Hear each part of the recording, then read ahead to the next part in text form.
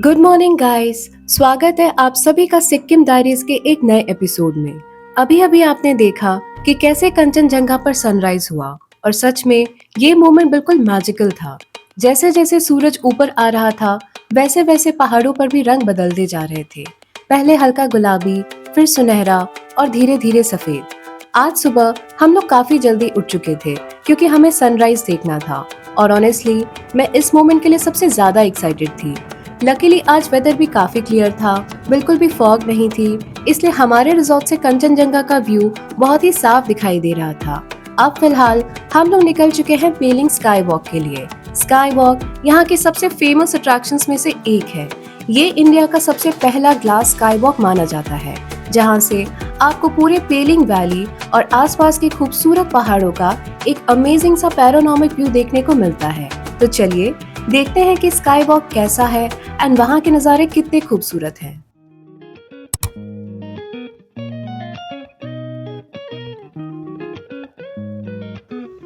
तो अभी हम लोग पहुंच चुके हैं स्काई वॉक एंड यहाँ पे हमने सबसे पहले अपने टिकट्स ले लिए हैं। 100 रुपीज़ है पर पर्सन एंड ये सिर्फ कैश एक्सेप्ट करते हैं, नो ऑनलाइन और कार्ड पेमेंट। यहाँ पे अभी रोप वे भी स्टार्ट होने वाला है। मतलब पूरा सेटअप हो चुका है बट अभी चालू नहीं हुआ है, तो मैं काफ़ी ज़्यादा सैड फील कर रही हूँ क्योंकि मैं बहुत ज़्यादा एक्साइटेड थी कि मैं यहाँ पे आके रोप वे भी ट्राई करूँगी, बट अभी स्टार्ट हुआ नहीं है तो कोई बात नहीं, स्काई वॉक का ही मज़ा लेते हैं अभी।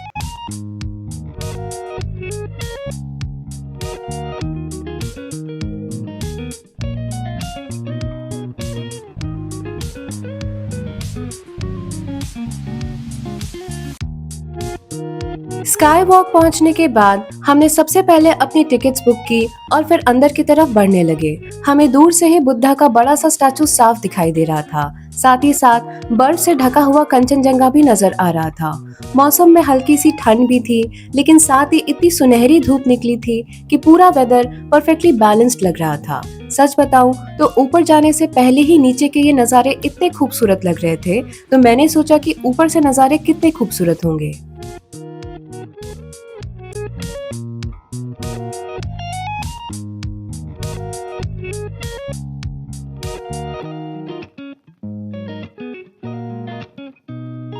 तो स्काई वॉक पे जाने से पहले हमने अपने शूज निकाल लिए हैं।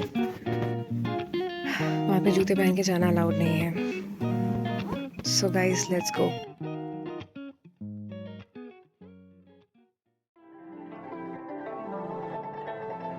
पेलिंग का स्काई वॉक यहाँ की सबसे फेमस टूरिस्ट अट्रैक्शंस में से एक है।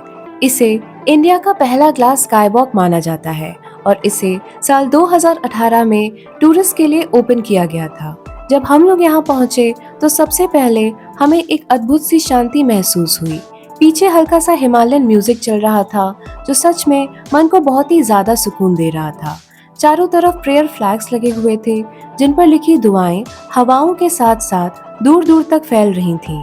ठंडी ठंडी हवा चल रही थी, सुनहरी धूप भी थी और साथ ही साथ पीछे चलता हुआ ये सूदिंग सा हिमालयन म्यूजिक, जिससे पूरा माहौल एकदम पीसफुल सा लग रहा था। बीच में एकदम भव्य बुद्धा स्टैचू भी नजर आ रहा था। ये चेनरेजी स्टैचू है जो करीब 137 फीट ऊंचा माना जाता है और पेलिंग की पहचान बन चुका है। दूर से ही ये बुद्धा स्टैचू बहुत ही ग्रैंड और मैजेस्टिक दिखाई देता है। साथ ही साथ बर्फ से ढका हुआ कंचनजंगा भी बिल्कुल साफ दिखाई दे रहा था और उस पर पड़ती सुनहरी धूप की वजह से वो और भी ज्यादा चमक रहा था। चारों तरफ हरे भरे पहाड़ और गहरी वैलीज का इतना अमेजिंग व्यू था कि हम बस कुछ देर तक वहीं खड़े होकर उस मोमेंट को फील करते रह गए।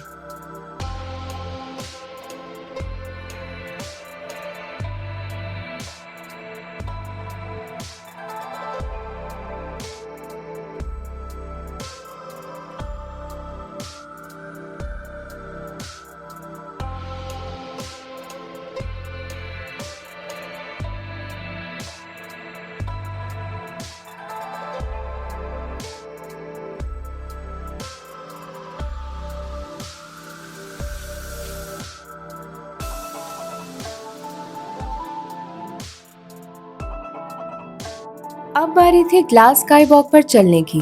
सच बताऊं तो नीचे ट्रांसपेरेंट ग्लास देखकर थोड़ा सा डर लग रहा था और साथ ही साथ काफी एक्साइटमेंट भी थी।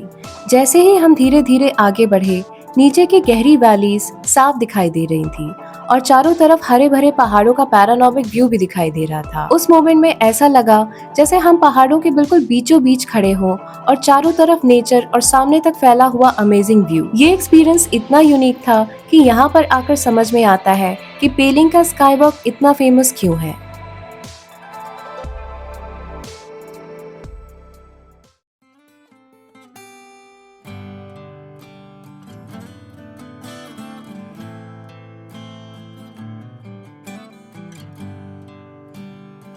इसके बाद हमारा नेक्स्ट डेस्टिनेशन था पेमा यंगस्टे मोनेस्ट्री। सच बताऊं तो मैं मोनेस्ट्री पहली बार जा रही थी। आज से पहले मैंने कभी भी मोनेस्ट्री विजिट नहीं की थी, इसलिए ये मेरे लिए बिल्कुल नया एक्सपीरियंस होने वाला था।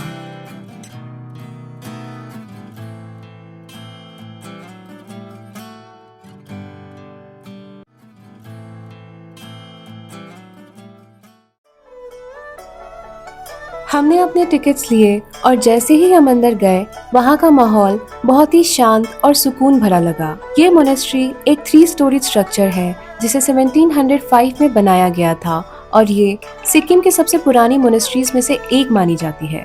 मोनेस्ट्री का आर्किटेक्चर भी बहुत खूबसूरत था। अंदर फोटोग्राफी अलाउड नहीं थी, इसलिए मैंने वहाँ कुछ भी शूट नहीं किया। हम बस वहाँ पर थोड़ी देर बैठे और उस शांति को महसूस करते रहे। वहाँ एक छोटा सा म्यूजियम भी था जहाँ तिब्बती संस्कृति से जुड़ी हुई कई पुरानी चीजें रखी हुई थी, जैसे उनके पारंपरिक कपड़े, पुराने बर्तन और धार्मिक वस्तुएं। इन सब चीजों को देखकर उनके कल्चर और लाइफस्टाइल के बारे में थोड़ा जानने को मिला। तिब्बती बौद्ध धर्म में शांति, करुणा और अहिंसा को बहुत ही ज्यादा महत्व दिया जाता है और उनकी पूरी जीवन शैली भी इन्हीं मूल्यों के आसपास घूमती है।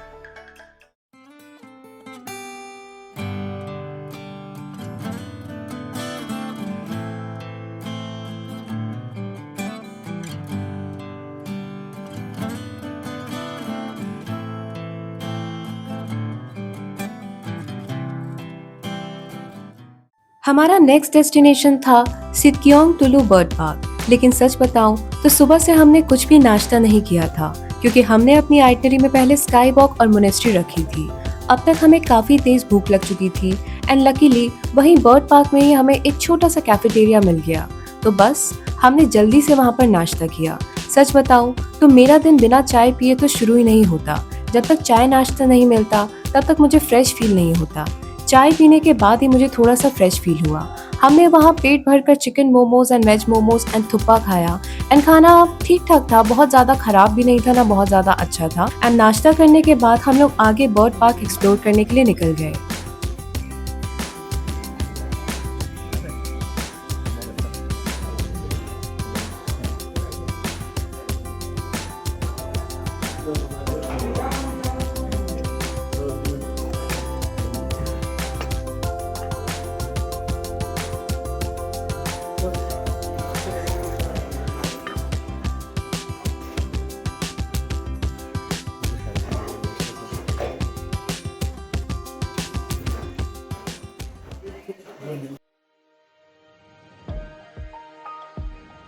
नाश्ता करने के बाद हमने अपनी टिकट्स ली और आगे की तरफ बढ़ने लगे। सच बताऊं तो मुझे बिल्कुल भी आइडिया नहीं था कि ये बर्ड पार्क कैसा होने वाला है, क्योंकि मैंने इसके बारे में पहले कोई भी वीडियो नहीं देखी थी। लेकिन जैसे ही मैं अंदर गई मैं थोड़ी हैरान रह गई, क्योंकि ये जगह बहुत ही खूबसूरती से सजाई गई थी। चारों तरफ इतने वाइब्रेंट और कलरफुल एलिमेंट्स यूज किए गए थे कि बर्ड पार्क बहुत ही ज्यादा लाइवली और कलरफुल लग रहा था।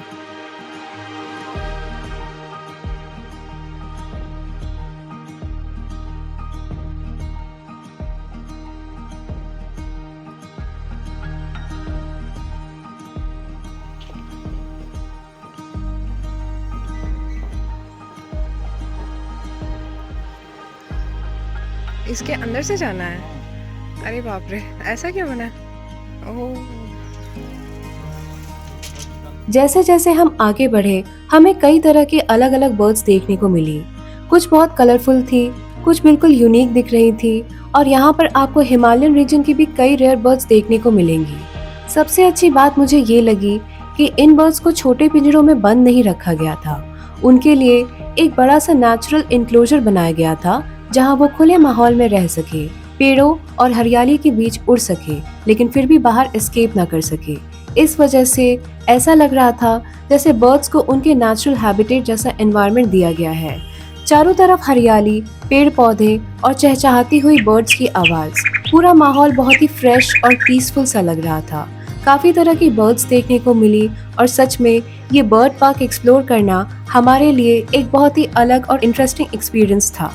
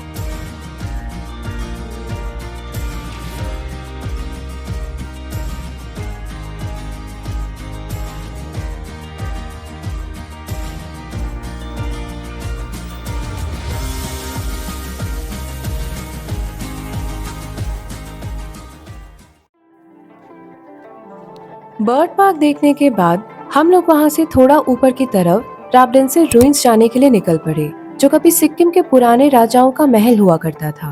वहां पहुंचने के लिए हमें करीब 1 से 1.5 किलोमीटर तक पैदल चलना पड़ा और रास्ते ऐसे लग रहे थे जैसे मानो जंगलों के बीच हम एक छोटा सा ट्रैक कर रहे हों। चारों तरफ ऊंचे ऊंचे पेड़, हरियाली और बिल्कुल शांति। पूरा रास्ता ही अपने आप में बहुत खूबसूरत लग रहा था।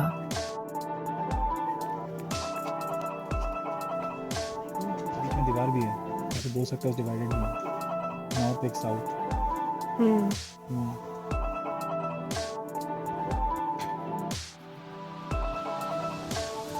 क्या राजा राजा होता है, कुछ भी कर सकता है। राबडेंसे कभी सिक्किम की दूसरी राजधानी हुआ करती थी, जिसे करीब 17वीं सदी में बनाया गया था। अब वहाँ बस उसके कुछ पुराने रेमिनेंट्स एंड रूइंस ही बचे हुए हैं, इसीलिए इसका नाम है राबडेंसे रूइंस। जब हम ऊपर पहुंचे तो वहाँ से व्यू सच में बेहद शानदार था।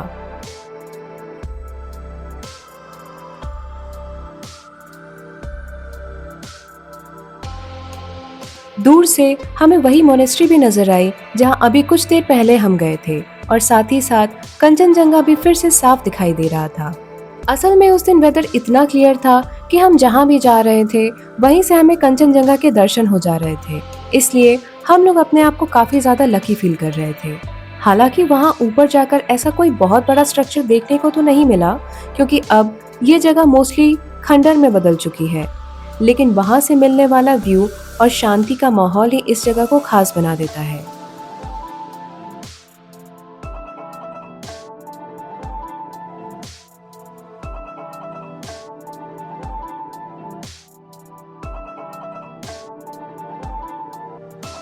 इसके बाद हमारा नेक्स्ट डेस्टिनेशन था रिम्बी फॉल्स, जिसे यूरोंग फॉल्स के नाम से भी जाना जाता है।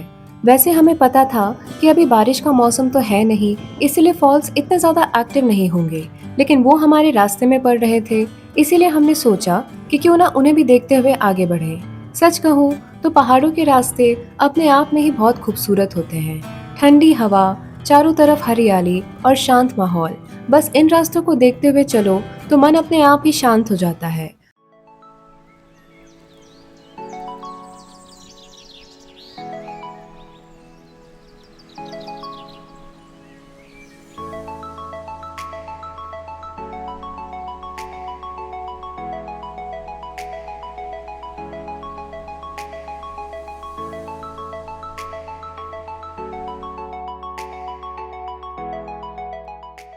फॉल्स के ठीक सामने एक छोटा सा टी स्टॉल था।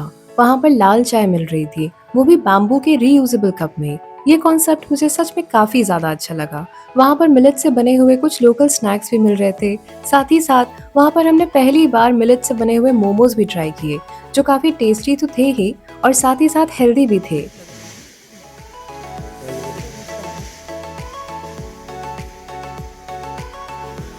मिलेट के मोमोज पहली बार खा रहे हैं हम लोग।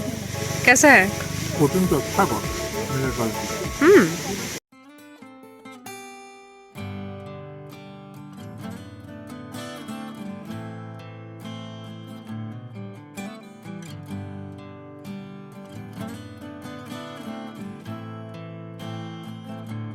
फॉल्स एक्सप्लोर करने के बाद हमारा अगला और आज का आखिरी डेस्टिनेशन होने वाला था रिम्बी ऑरेंज गार्डन।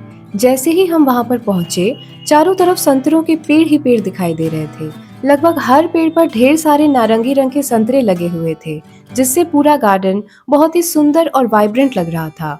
हवा में भी हल्की हल्की संतरों की खुशबू फैली हुई थी, जो उस जगह को और भी ज्यादा फ्रेश बना रही थी।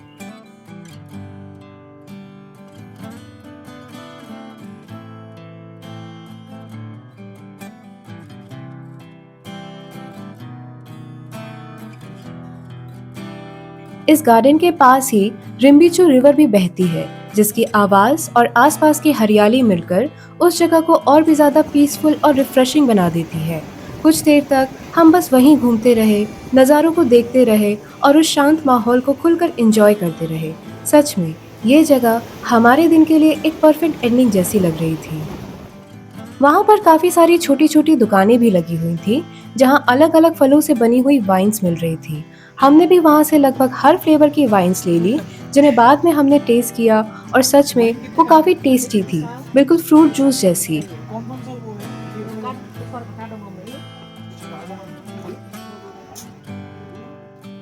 Hipnótico sobre de acero y miel. Te fuiste cerrando para.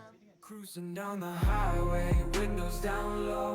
Sunset paints the sky in a fiery glow. Mountains rise up, touching clouds above.